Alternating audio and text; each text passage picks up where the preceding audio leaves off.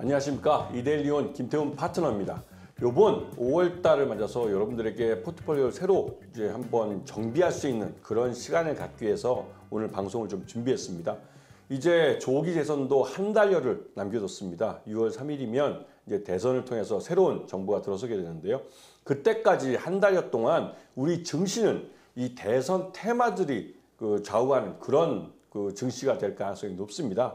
예전에 돌이켜보면 한 8년여 중에도 우리는 이 조기 대선을 한번 맞았던 경험이 있습니다. 그때도 시장이 거의 비슷하게 움직였기 때문에 거기에 대해서 우리 투자자들 여러분들이 준비를 하셔야 되는 것이죠.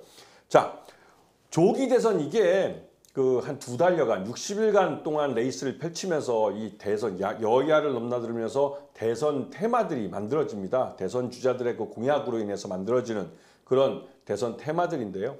그 중에서는 실제로 그 대통령이 당선이 돼서 우리들의 세금을 갖고 정책으로 만들어지는 정책 테마주들이 또 만들어지죠. 그렇기 때문에 지금 대선 공약에서 언급되는 종목들을 잘 눈여겨보셔야 되는 그런 타이밍입니다. 전반적으로 지금 시장이 크게 미국의 이런 관세 전쟁이나 이런 것 때문에 영향을 많이 받지만 내수 시장 면에서는 어디까지나 이 대선 테마주 바람이 굉장히 강하게 불고 있죠. 자, 요번 대선 테마주 중에 가장 핵심적인 것은 어떻게 보면 이 에너지에 관련된 분야입니다. 에너지 대변화의 시대, 이 대변혁의 시대에서 우리나라에서 대선 주자들이 이제 석탄 화력 발전소를 2040년까지 폐쇄하겠다는 정책도 내놨고 이런 것들 때문에도 에너지 시장에 굉장히 큰 변화가 찾아올 것이고 이게 우리들 생활에도 굉장히 큰 변화를 가져올 겁니다.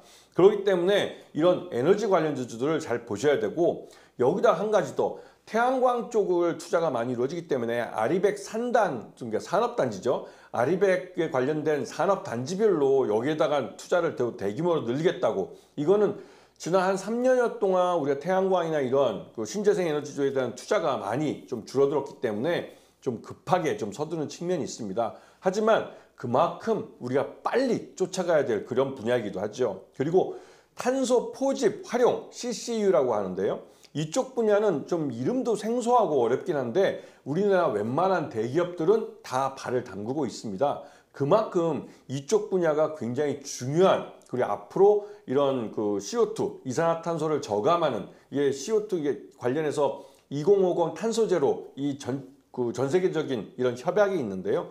이거를 완성시키기 위해서 2050년에 달성시키기 위해서 각 개별 국가별로 이러한 탄소 포집 활용이나 CCU 같은 기술들을 발전시키고 있습니다.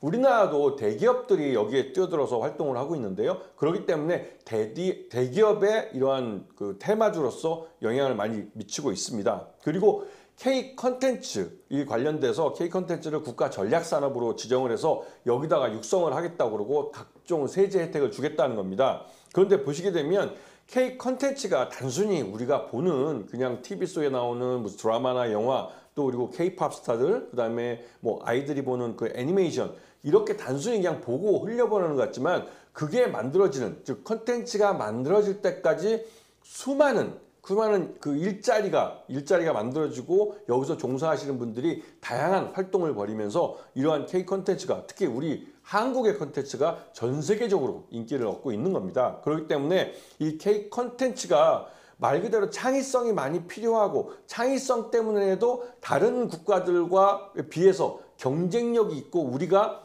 나름대로 앞서가고 있는 분야이기 때문에 여기에다가 투자를 많이 한다는 것이죠. 그리고 마지막으로 대선 기간에 항상 나오는 이 공약인데요.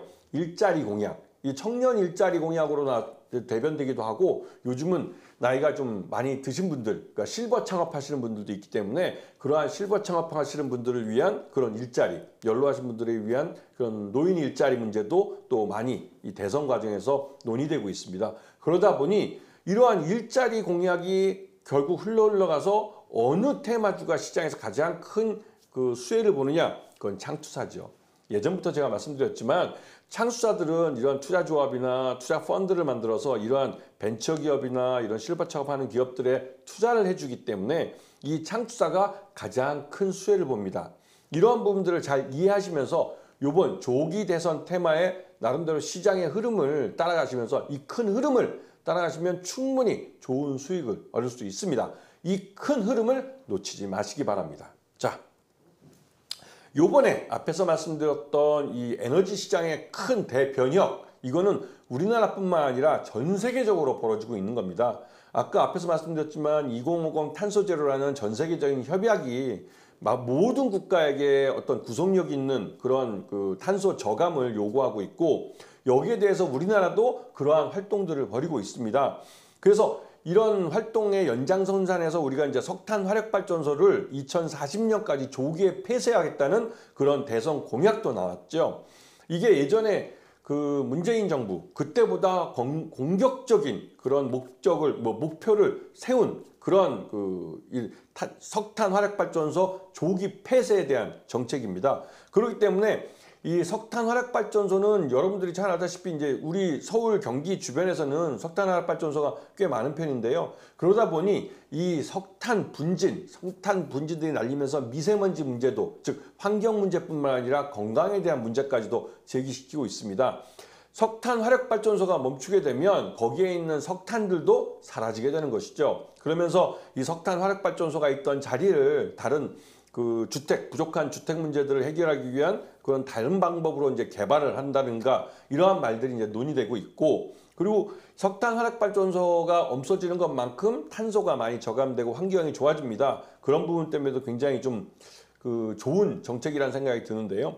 근데 그동안 이걸 못 해왔던 것은 서울이나 경기 같은 인구 밀집 지역 주변에 에너지원을 만들기가 쉽지 않았기 때문입니다. 하지만 이제 21세기가 되면서 태양광 발전 같은 우리 가정에서도 태양광 발전을 통해서 가정 내 수요가 필요한 전력을 대부분 그 태양광 발전을 해서 자체적으로 이제 조달할 수가 있는 그런 시대가 된 겁니다. 이 말 뜻은 태양광 발전 기술 자체가 굉장히 발전했다는 것이죠. 옛날에는 태양광을 아침 새벽 6시부터 해질 일몰 시간인 오후 5시까지 태양광을 받아서 전기로 전환하는 비율이 20%가 채 안 됐습니다.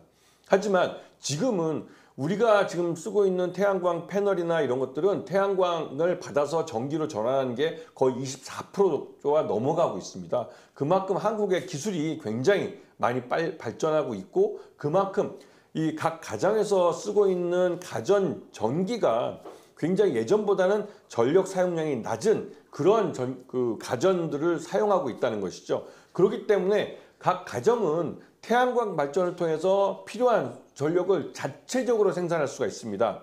이러한 수용가들이 예전에는 일반적으로 석탄 화력발전소에서 만들었던 전력을 받아서 소비하던 그런 그 수용가에서 이제는 이 수용가 자체가 태양광 발전을 통해서 전기를 발전을 하고, 저녁 때는 ESS 에너지 저장 장치를 통해서 낮에 발전해 놓은 전력을 갖고 밤에도 사용하는, 그리고 그렇게 해도 남는 전력은 전력거래소를 통해서 판매도 할 수 있는, 즉 소비만 하던 쪽에서 전력을 생산해서 태양광으로 발전된 전기를 그 시장에 갖다 팔 수 있는 그런 시대가 온 겁니다. 여러분들 중에 아직 실감 못 하시는 분도 많겠지만 우리 주변에 기업들은 이미 아리백이라는 걸 투자하면서 태양광, 자기 현대차 같은 경우는 공장 지붕에다가 태양광 발전소를 짓고 거기서 발전된 전기를 이 현대차 공장 내에 컨베이너 벨트인가요? 그걸 돌리는데 사용을 하고, 그래도 나오면 그 전기를 전력거래소에 판매를 합니다.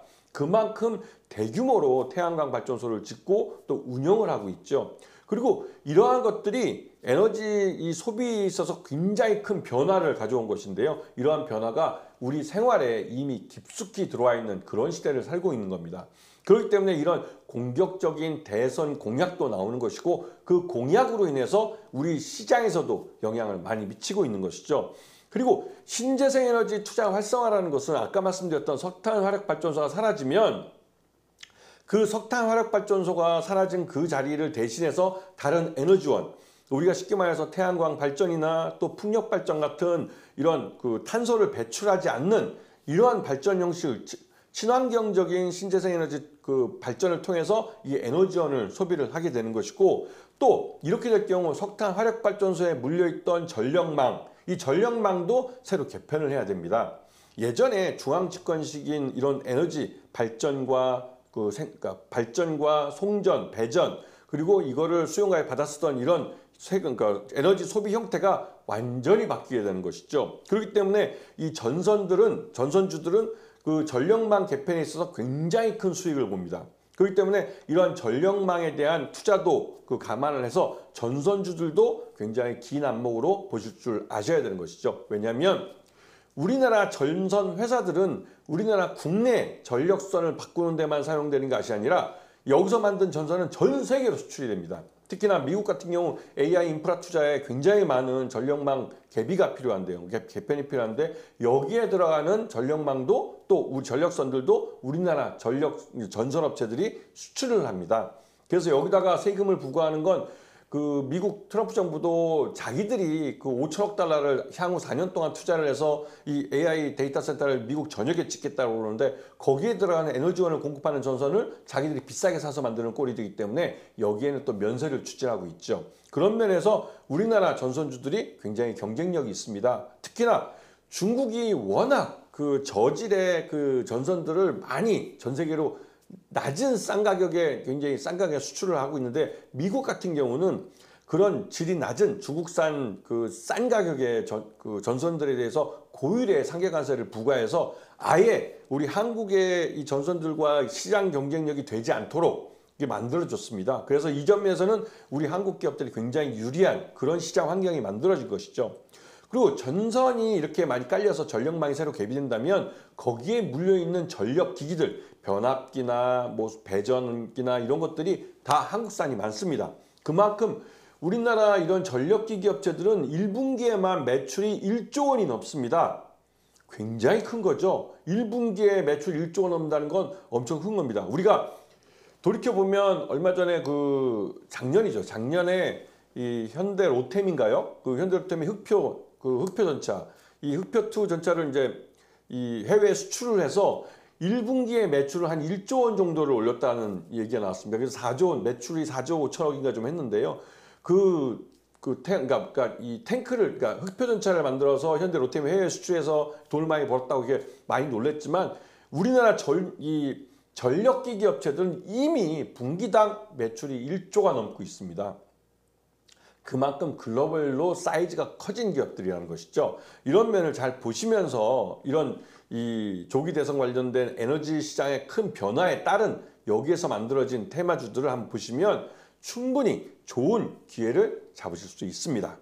자, 태양광 발전을 앞에서 잠깐 말씀드렸습니다. 이 태양광 발전이 왜 지금 시점에 중요한가? 지난 과거 3년 동안 태양광은 말 그대로 매년 내수 시장이 쪼그라들고 있던, 그리고 말 그대로 이게 시장이 제대로 이게 살아날 수 있을까 이 기업들이 라고 걱정될 만큼 이 굉장히 투자도 줄어들고 은행 대출길도 막히고 여러 가지 그렇게 된 이유가 있긴 있는데 하여튼 간에 이 태양광 발전 시장이 굉장히 줄어들었어요. 그런데 지난해 그러니까 2024년 5월 달 그 총선 그때 이후로 총선 때 이제 그때 당시에 집권 여당이 이제 대선에서 이제 총선에서 패배를 했죠. 그리고 나서 이 관료들, 이 산자부 관료들이 완전히 태세 전환을 했습니다. 그러면서 전국의 산단 그 지붕에다가 태양광 발전소를 지어서 산업단지에서 소요되는 전력을 이 태양광을 통해서 소비하겠다라고 이 전국 단위의 이 그러니까 산업단지 옥상에 태양광 발전소를 짓는 그런 정책을 펼치고 있죠. 이거는 이 아리백이라는 말 그대로 전 세계적으로 우리가 이런 그 신재생 에너지를 통해서 발전된 에너지를 갖고 태양광 이런 재화를 생산하는 이러한 것들을 그 아리백 그 투자를 통해서 이루어지는데요. 이런 것들이 실제로 우리 시장뿐만 아니라 전 세계적으로 아리백 투자가 굉장히 활발하게 이루어지는 데 있어서 우리나라는 뒤처진 것이죠. 이 태양광은 그 아리백 투자를 단시간 내에 빨리 쫓아가고 추격할 수 있는 가장 좋은 선택입니다. 왜냐하면 태양광은 햇빛이 비치는 아침 새벽 8시부터 오후 5시까지 해가 떠 있는 그 시간 동안 우리가 발전을 할 수가 있는데요. 태양광을 받아서 발전을 할 수 있는데 그러한 위치가 우리나라 위도상에서 전국 모두가 이 시간에 해당이 됩니다. 그렇기 때문에 어디서든지 이 태양광 발전소를 지을 수가 있는데요. 그런데 풍력 발전은 똑같은 친환경, 그러니까 이 신재생 에너지 발전이라 할지라도 이 풍력 발전은 바람의 세기가 일정해야 됩니다. 그렇기 때문에 이런 풍력 발전소를 지을 수 있는 그 공간이 제한되어 있죠. 그래서 우리가 이제 해양 풍력 발전을 많이 하는 이유는 바다는 기본적으로 이 그 바람의 세기가 일정하게 불어주기 때문에 바닷가에 우리가 이제 해양 풍력 발전소를 많이 짓는 겁니다. 그리고 산 꼭대기 같은데 이런 데를 많이 짓죠. 근데 산 꼭대기 같은 경우는 거기에 이제 풍력 발전소가 있으면 풍경을 좀 망치기도 하고 또 거기에서 그 저주파나 이런 그런 것들이 나와서 좀 주변에 살고 있는 주민들이 반대하기도 합니다. 거기에 대해서 이제 풍력 발전은 오히려 좀 자유스러운 부분이, 해상 풍력 발전은 자유스러운 측면이 있죠. 그래서 근데 그 풍력 발전이라는 것은 그 지역적인 그런 어떤 환경적인 문제가 있어서 제한된 구역에서 이제 발전을 할 수가 있고, 태양광 발전은 전국 어디에나 해만 떠 있으면 발전을 할 수 있기 때문에 이 태양광 발전에다가 대기업들이 아리백 투자를 달성하기 위해서, 아리백을 달성하기 위해서 여기에 대규모 투자를 하고 있죠. 그래서 지난해 연말 2024년 12월 달에 대기업들이 여기에 대한 예산안을 책정을 하고 그걸 2025년 1분기가 지나면서 본격적으로 집행하고 있습니다. 이 말뜻은 태양광 업체들이 대기업에 투자해서 수혜를 보고, 아까 말씀드렸던 그런 산자부 같은 정부 정책, 정부 이 부처에 의한 투자에서, 정부 예산에 투자해서 또 수혜를 보고, 그 말뜻은 이 태양광 업체들은 우리 내수 시장에 제대로 이제 본격적으로 부활을 하는 그 흐름을 제대로 올라탄 겁니다. 말 그대로 인천 앞바다에 물 들어온 것이죠. 그래서 태양광 발전소들을, 이런 태양광 발전을 하는 종목들을 잘 봐주셔야 되고, 여기다 한 가지 더, 미중 간의 이 태양광 발전에 대해서는 굉장히 큰 싸움이 벌어졌습니다. 왜냐하면 태양광 발전에 관련된 폴리실리콘부터 시작해서 태양광 모듈, 태양광 셀, 태양광 발전소까지 이 모든 분야에서 중국이 전 세계 시장의 약 80% 정도를 독과점하고 있습니다. 그만큼 중국 업체들이 이 태양광 시장에서는 굉장히 큰 규모를 자랑하고 있는데요. 그렇다면 나머지 20%는 누가 갖고 있느냐? 그 나머지 20%를 대부분 우리 한국 기업들이 갖고 있습니다. 그렇기 때문에 우리가 태양광 시장에서는, 태양광 발전 시장에서는 중국 기업들과 치열하게 경쟁하고 있는데, 여기서 우리가 가장 큰 약점은 가격 경쟁력이었습니다.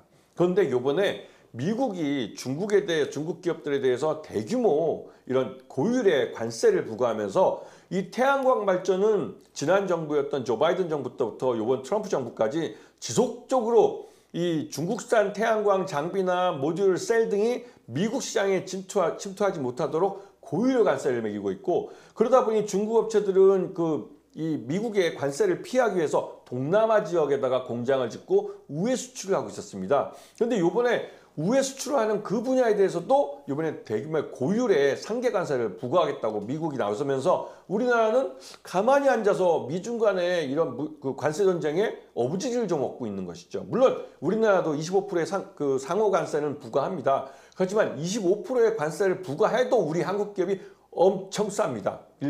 중국 기업들보다 엄청 싸져버린 것이죠. 그런 가격 경쟁력이 있기 때문에 그랬고, 또 한편으로 우리 한국 기업들은 직접 미국 시장에 들어와서 미국의 태양광 장비 업체를, 그러니까 장비 공장을 만들어서 이러한 대응을 해왔습니다. 대표적으로 하나솔루션이라는 업체인데요.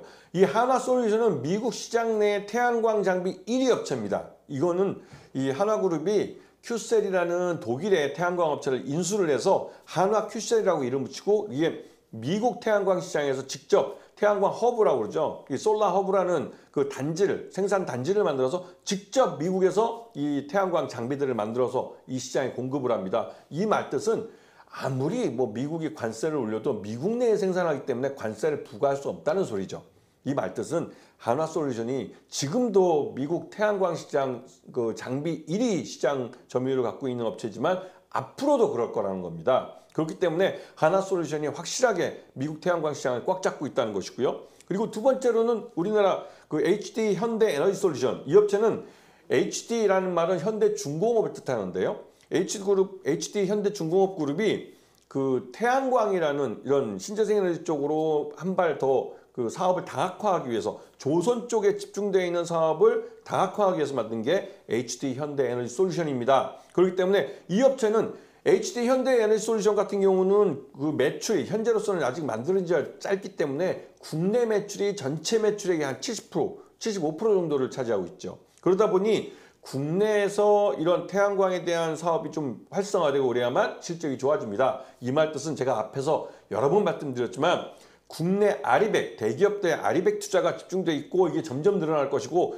거기에 HD 현대 에너지솔루션이 가장 큰 수혜를 볼 수 있다는 점입니다. 그리고 중소기업 중에 SDN이라는 업체가 있어요. SDN이라는 업체는 이게 사단법인 태양광 발전 사업자협회와 업무협약을 통해서 여기에 소속된 한 5천여 개 되는 태양광 사업을 실제 하는 업체들과 여기에다가 태양광 장비, 모듈 이런 것들을 납품하는 업체입니다. 그러다 보니 SDN 같은 경우는 올해 내수시장 쪽에서 태양광이 살아날 때 가장 큰 수혜를 보는 업체고 이 업체는 국내 대기업이 아리백 투자를 하는 데 있어서 또한 SDN은 가장 큰 수혜를 봅니다. SDN은 태양광 장비, 태양광 모듈, 태양광 셀, 태양광 발전소 건설까지 하는 업체예요. 그리고 SDN은 중소기업이지만 해외에 나가서 해외에서 그 태양광 발전소를 지어본 경험도 있는 회사입니다. 그렇기 때문에 SDN은 올해 실적이 확실히 좋아질 거예요. 그래서 주가가 오르는 겁니다. 자, 하나솔루션을 먼저 보시게 되면 이 업체는 앞에서 여러 번 말씀드렸지만 미국 태양광 장비 시장 점유율 1위라고 말씀드렸어요. 그리고 트럼프의 미중 간의 이런 관세 전쟁에서 가장 큰 수혜를 보는 업체이기도 합니다. 미국 내에 솔라 허브를 갖고 있기 때문에 그렇죠. 그래서 이 업체는 매수가 3만 원, 그 다음에 손절가는 27,000원에서 3만 원부터 27,000원 사이에서 분할해서 매수를 해서 매수 단가를 가장 낮추려고 노력을 하시면 그만큼 수익이 늘어나는 것이에요. 그래서 목표가는 일단 단기적으로는 4만 원을 제시해 드리지만 올 하반기에 솔라허브가 가동을 시작하게 되면 실적 자체가 점프업을 하게 됩니다. 그렇게 되면 목표가는 하반기에 더 올라갈 수 있겠죠. 지금은 5월달입니다. 5월달이기 때문에 이렇게 소소하게 한 4만 원 정도 이 목표가를 제시해 드리는 겁니다. 자, 두 번째 종목은 HD 현대 에너지솔루션입니다. 앞에서 말씀드렸지만 HD 현대 중공업그룹의 이 신재생 에너지 사업을 하는 회사고 이건 그룹 내에서 전폭적으로 밀어주는 거예요. 그리고 여러분도 아시겠지만 우리나라 대기업들은 서로가 이제 자신의 계열사에 이러한 일감을 주면서 이게 일감이 어느 정도 이상 넘어가면 이게 내부 일감을 갖고 하는 거기 때문에 이게 이제 공정거래위원회에 걸립니다. 그럴 때는 어떻게 하냐? 대기업들끼리 서로 이 일감을 바터 서로 교환을 해주는 거죠. 내가 내 계열사에게 줄 일감을 니네 계열사에 줄 테니 니네 계열사에 줄 일감을 우리 계열사에 줘라 해서 서로 일감을 바터 그러니까 서로 어떻게 보면 그 상대방 계열사에 이 일감을 주는 것이죠. 그런 식으로 할 때 HD 현대 에너지솔루션은 가장 큰 수혜를 볼 수 있는 종목입니다. 그렇기 때문에 이 업체가 지금 당장은 내수 시장 매출이 전체 약 75%지만 이 업체도 미국 시장 진출을 준비하고 있습니다. 그렇기 때문에 이 해외 매출까지 거기에 가세하게 되면 HD 현대 에너지솔루션은 지금보다는 실적 면에서 점프업할 가능성이 커요. 그렇기 때문에 매수가 28,000원, 그 다음에 손절가는 26,000원인데 다시 한번 강조하지만 매수는 매수 단가를 가장 낮추면서 매수 수준을 가장 늘리는 게 목적입니다. 매수의 목적에 맞춰서 하시고 목표가는 이 업체도 한 4만 원 제시해 드립니다. 그만큼 HD 현대 에너지솔루션은 성장 가능성이 높은 종목이에요. 이런 것을 잘 봐두시고 마지막 세 번째 종목은 SDN입니다. 앞에서 설명드렸듯이 중소기업이지만 이 태양광 사업 분야에서는 굉장히 경쟁력 있는 업체입니다. 그리고 이 업체는 국내뿐만 아니라 해외에 나가서 태양광 발전소를 지어본 경험이 있는 회사예요. 그렇기 때문에 지금 말 그대로 인천 앞바다에 물 들어왔을 때 물을 적기만 하면 꽤 크게 돈을 벌 회사입니다. 실적은 결국은 주가를 밀어 올립니다. 그 밀어 올려진 주가는 먼저 출발하는 것이고 나중에 실적은 그 분기가 끝난 다음에 공개가 되죠. 그 말뜻은 SDN은 앞으로도 꾸준히 우상향하는 차트를 그리면서 갈 가능성이 높은 것이고 지난 2년여, 3년여 동안 주가가 계속 흘러내린 것만큼 앞으로 올라갈 가능성이 높은 종목이라는 것 사실입니다. 매수가는 1,500원, 목표가는 3,000원. 그리고 이건 뭐 말 그대로 한 100% 정도 볼 수 있는 종목이고 손절가는 1,300원인데 다시 한번 강조합니다. 매수가 1,500원부터 손절가 1,300원 사이에 분할 매수해서 매수 단가를 가장 낮추고 매수 시장을 가장 늘리는 쪽으로 이 매수의 목적을 달성하기 위한 움직임을 투자를 하셔야 되는 겁니다.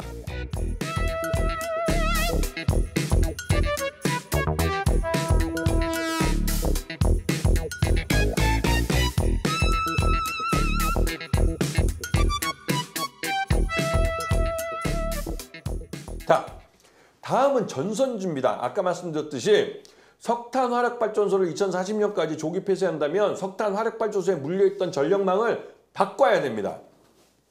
그거는 이전에 깔려있던 전력망을 새로 개편해야 되고 그만큼의 전선 수요가 늘어난다는 뜻이죠. 전선 수요가 늘어난다는 건 전선주들에게는 실적이 좋아진다는 소리입니다. 이거는 산수예요. 그렇기 때문에 잘 알아두셔야 되고 우리나라뿐만 아니라 미국 같은 경우는 AI 인프라 투자에 대해서 지난 앞으로 4년 동안 트럼프 임기 4년 동안 5천억 달러를 쏟아붓기로 했고 미국 전역에다가 이 한 40몇 개, 48개인가요?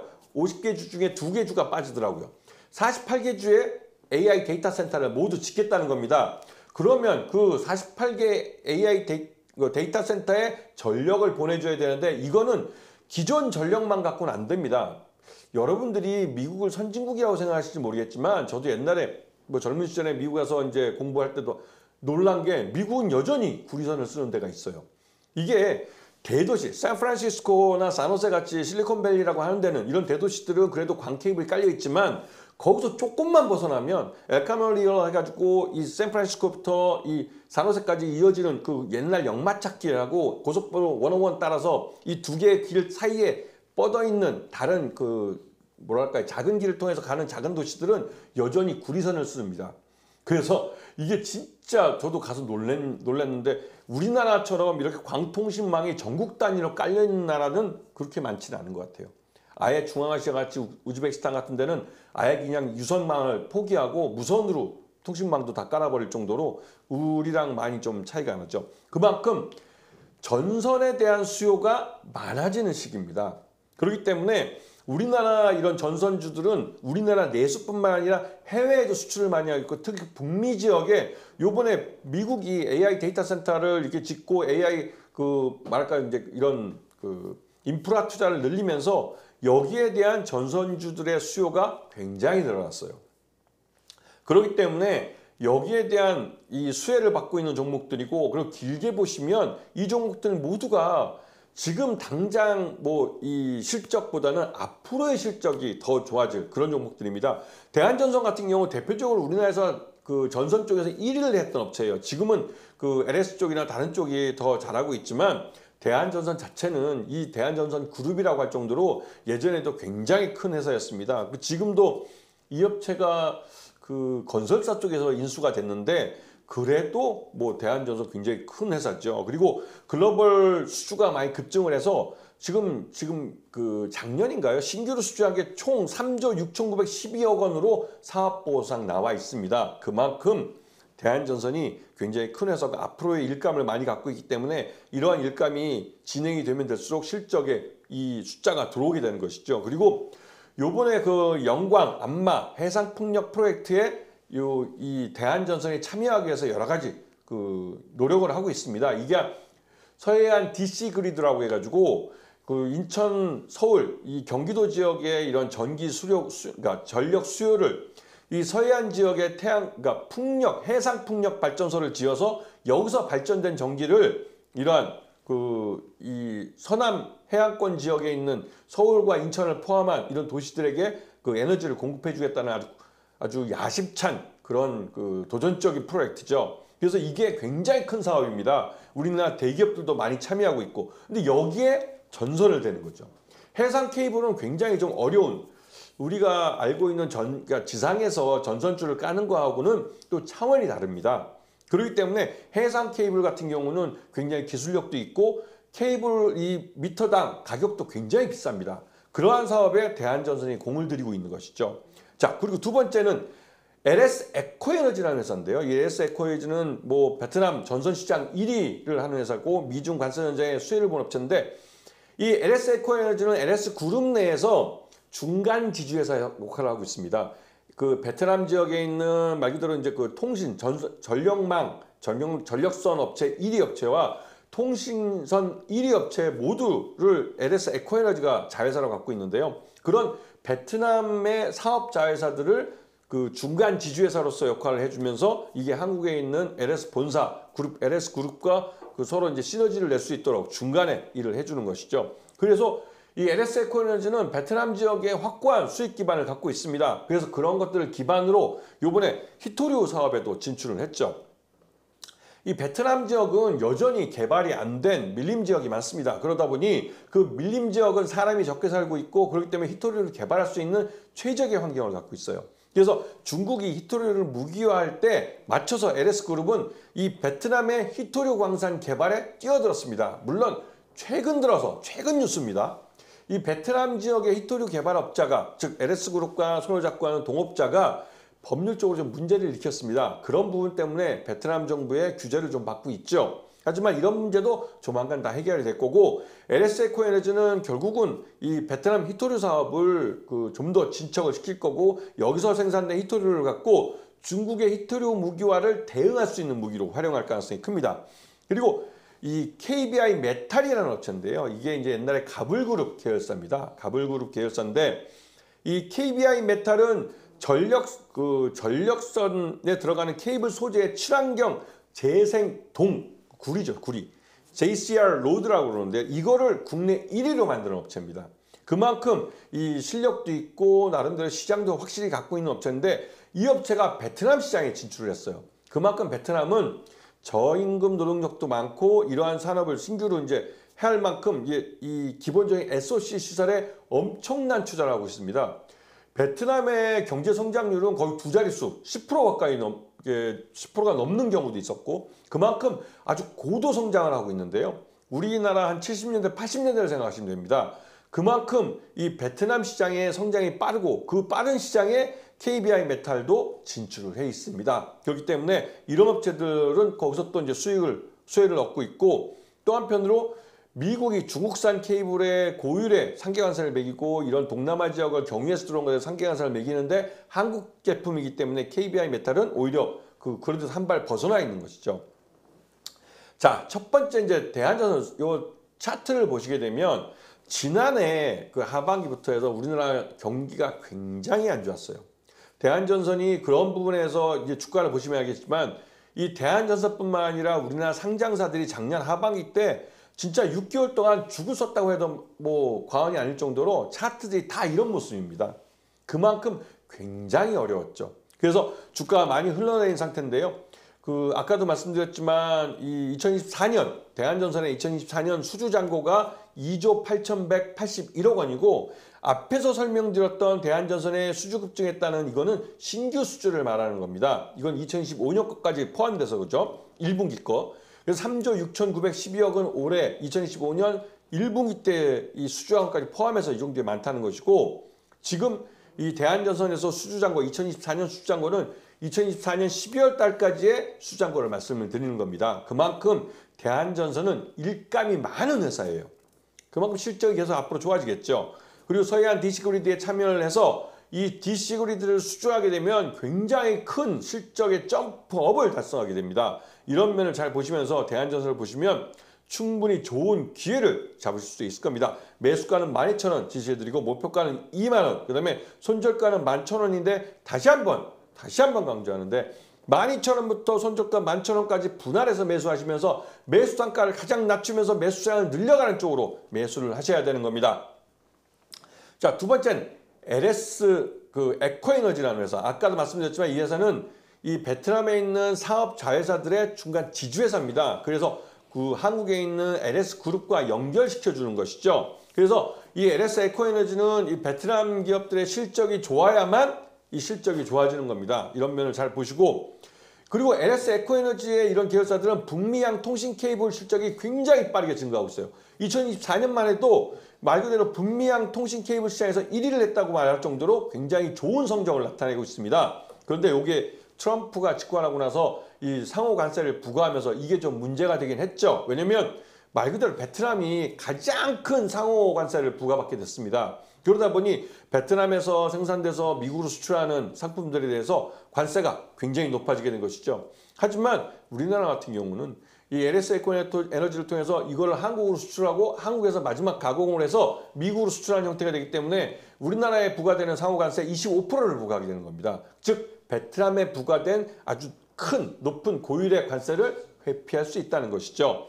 이런 면을 잘 보시면서 LS 에코에너지는 베트남 시장 자체에 대한 SOC 투자에 대한 수혜도 받으면서 또 한편으로 해외에 수출하는 즉 이 LS 에코에너지의 베트남 현지법인들, 전력선 업체와 통신선 업체들의 이런 실적들이 고스란히 LS 에코에너지에 반영이 됩니다. 그리고 LS 에코에너지는 이거를 그 모회사인 LS 그룹에 이 배당으로 주기 때문에 고배당 종목이 될 가능성이 높아요. 그리고 이런 것들이 더 나아가서는 자사 취득과 소각이라는 그 주주 가치를 좀 올려주는 그런 쪽으로 그 이런 정책을 펼 가능성이 크고 하기 때문에 LS 에코에너지는 나름대로 성장 가능성이 높다는 부분을 염두에 두시고 시장에서 보셔야 되는 겁니다. 그리고 마지막에 KBI 메탈입니다. 이 업체도 보시면 차트가 작년에 비슷하게 움직이긴 했죠. 근데 그나마도 KBI 메탈은 지난 하반기부터 해서 나름대로 좋은 그 실적들이나 또 좋은 호재들을 많이 내놨어요. 그래서 상대적으로 이 하락하는 시기가 늦춰진 겁니다. 그래서 지난해 4분기 때 지금 앞에 대기업들과 다르게 어떻게 중견 그룹이죠. 가불 그룹이니까. KBI 메탈 같은 경우는 낙폭이 지난해 4분기 때 나타나게 된 겁니다. 그래서 이걸 보시게 되면 전력이나 전선 케이블 소재의 친환경 재생동 JCR 로드 국내 1위 업체이면서 미국의 중국산 동남아 우회 상품 고율 상계 관세를 부과하는 것에 대해서 반사 이익을 보는 업체이기도 하죠. 그렇기 때문에 KBI 메탈에 대해서 여러분들이 주가가 싼 업체라고 해서 뭐 싸다고 무시할 게 아니라 이 업체의 성장 가능성을 보셔야 되는 겁니다. 그래서 매수가는 2,000원, 목표가는 3,500원을 제시해드리고 손절가는 1,700원을 제시해드리겠습니다.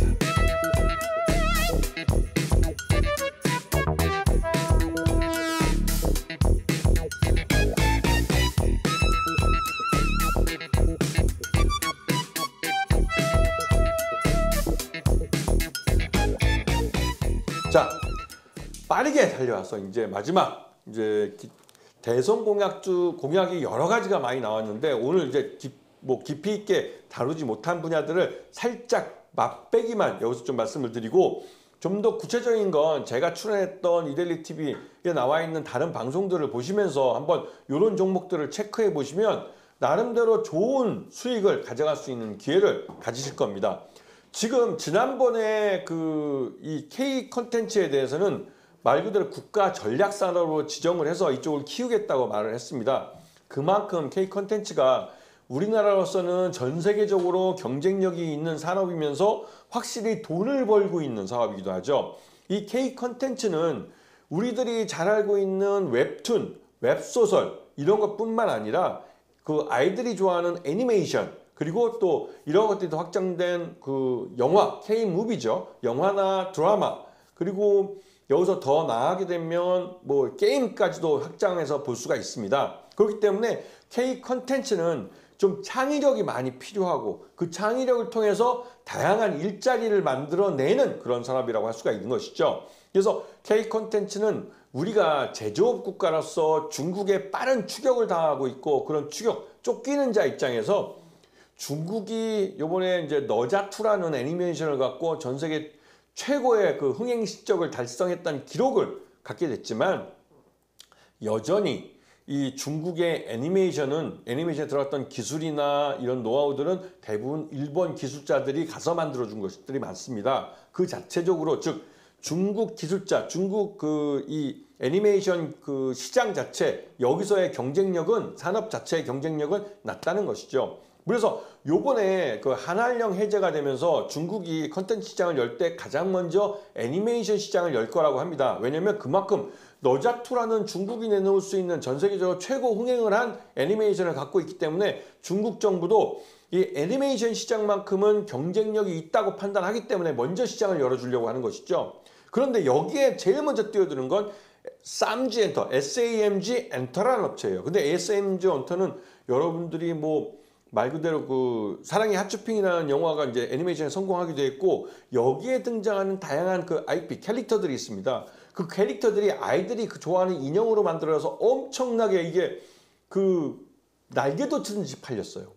그러다 보니 이 쌈지엔터는 작년 2024년 4분기 때 그 앞에 1, 2, 3분기는 적자였지만 4분기 때 흑자 전환했습니다. 그리고 이런 흑자 전환이 올해 2025년에도 꾸준히 이어질 수 있게 되는 것이죠. 그래서 이 성공한 그 IP 컨텐츠 IP인 이 사랑의 핫쇼핑이라는 것 여기에 등장하는 다양한 이 캐릭터들 이런 것들을 이용해서 IP 사업화를 진행했고 이 IP 사업화를 통해서 우리가 주변에서 이 핫쇼핑에 등장하는 다양한 캐릭터들이 새겨져 있는 무슨 상품이나 이런 것들을 많이 볼 수 있게 된 겁니다.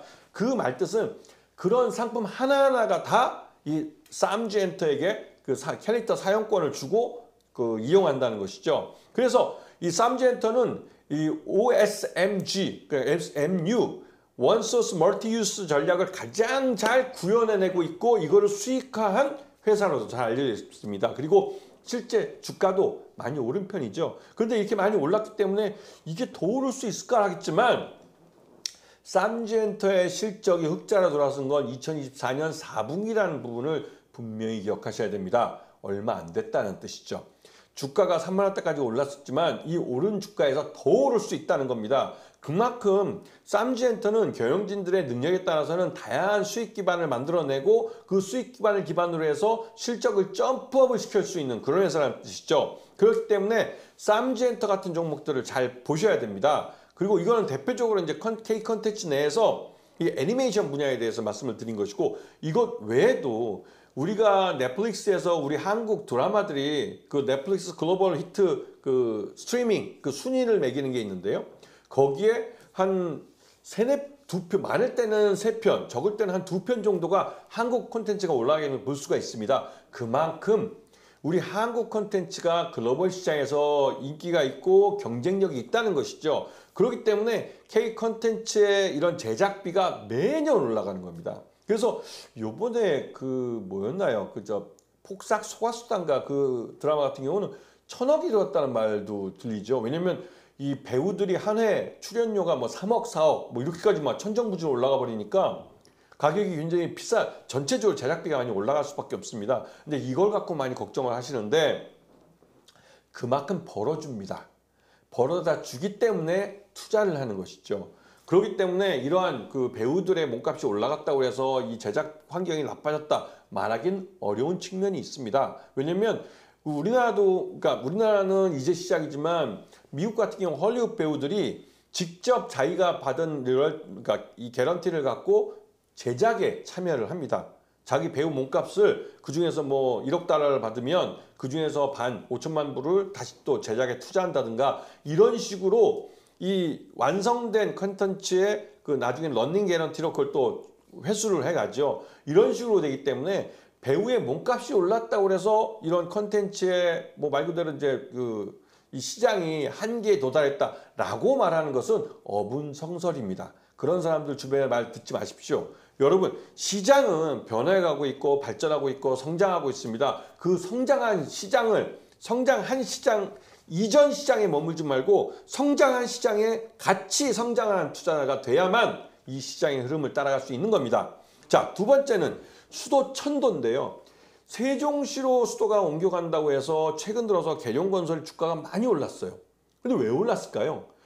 다른 이런 수도 이전에 대한 세종시 테마주 해가지고 올랐던 종목들은 세종시 주변에 뭐 땅을 갖고 있거나 부동산을 갖고 있고 현재 공장을 갖고 있어서 부동산 가치가 오르기 때문에 부동산 가치가 오른 것만큼 그 땅을 담보로 해서 은행에 대출을 받아서 사용할 수가 있어요. 즉 투자비를 자신이 갖고 있는 자산을 갖고 마련할 수가 있는 것이죠. 이 돈을 갖고 신규 사업도 할 수 있고 기존 사업에서 공장을 더 증설해서 더 많이 물건을 생산해서 팔 수도 있고. 근데 계룡건설은 좀 다릅니다. 왜냐면 계룡건설 같은 경우 이전에 세종시로 이제 우리 정부청사가 이전을 할 때 거기에 들어가는 각종 공사를 이 충청도 지역에 있는 그 건설사라고 해서 이 계룡건설이 많이 수주를 했어요.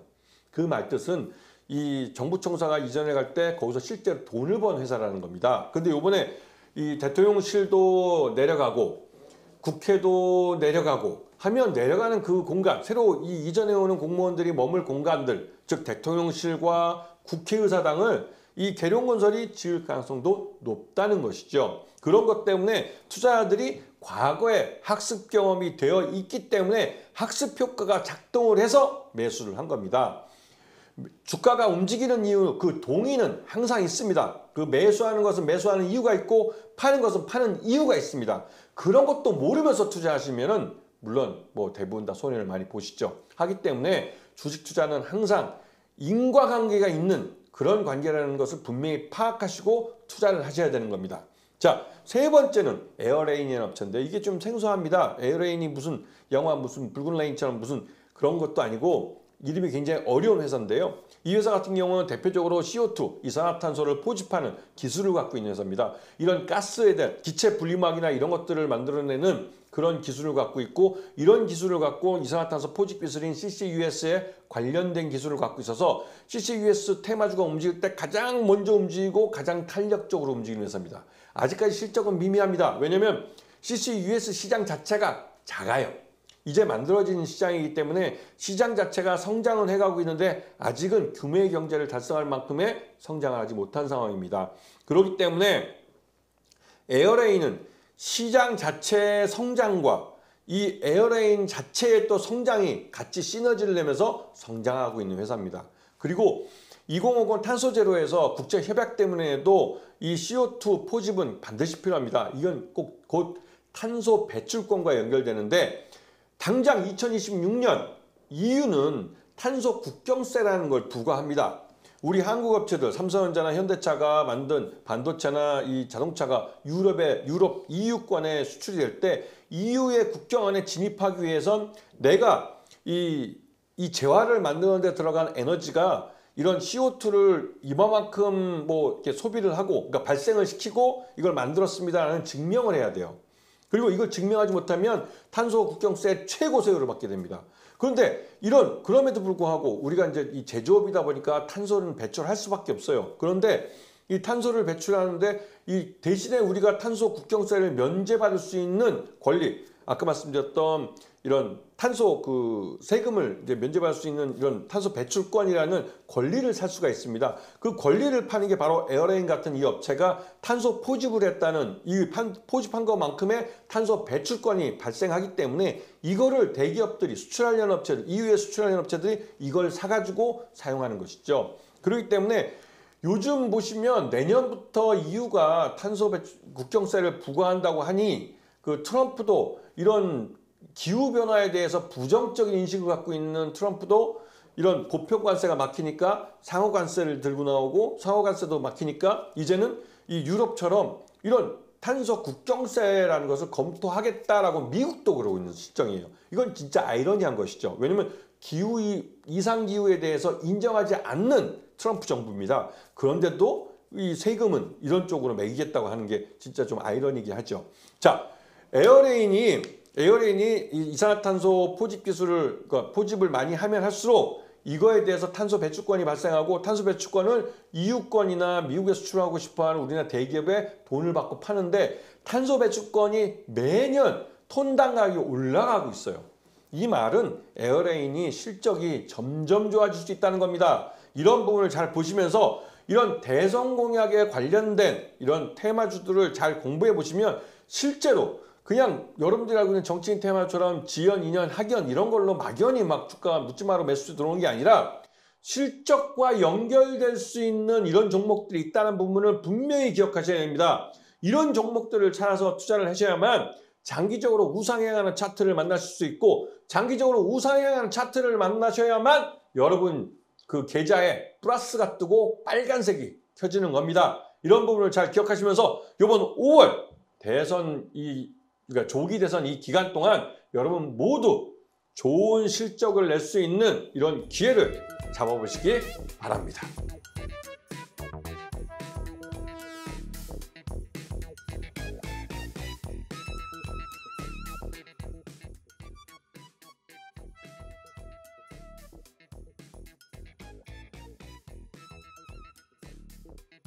자, 지금까지 강의 1시간에 걸쳐서 여러분께 강의를 해드렸는데요. 이제 그 싱그러운 5월 가정의 달입니다. 가족들과 함께 풍요로운 그 5월 봄을 느낄 수 있도록 우리 모두 계좌를 좀 풍성하게 잘 만들 수 있도록 좀 공부를 열심히 하셨으면 좋겠습니다. 자, 긴 시간 강의를 드려서 감사합니다.